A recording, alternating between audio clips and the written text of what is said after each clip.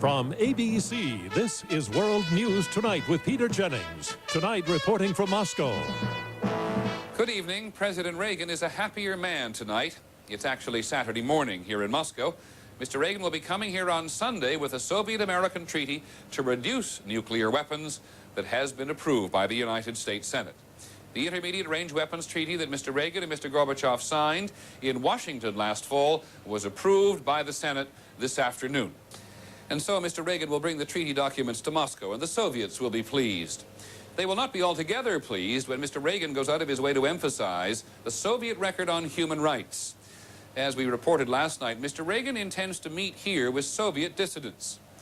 ABC's Sam Donaldson is in Helsinki, where earlier today the president was talking about human rights.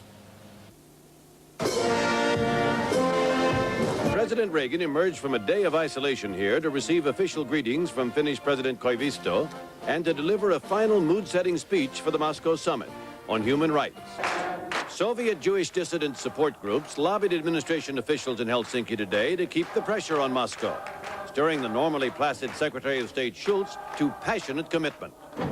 And we really can't see for the life of us why people shouldn't be allowed to live their lives the way they want to live them. Even individuals were lobbying. Jacques Guillet of Greenwich, Connecticut can't get a visa to go to Leningrad to marry his Russian sweetheart Olga and wants the president to bring it up. I'd like him to say, Mr. General Secretary, I have a young man in the United States who's been trying to marry one of your citizens for 2 years, and I just think that he should be allowed to do that. The president's purpose in all this is to encourage Gorbachev to expand human rights while not pushing him so hard that it backfires.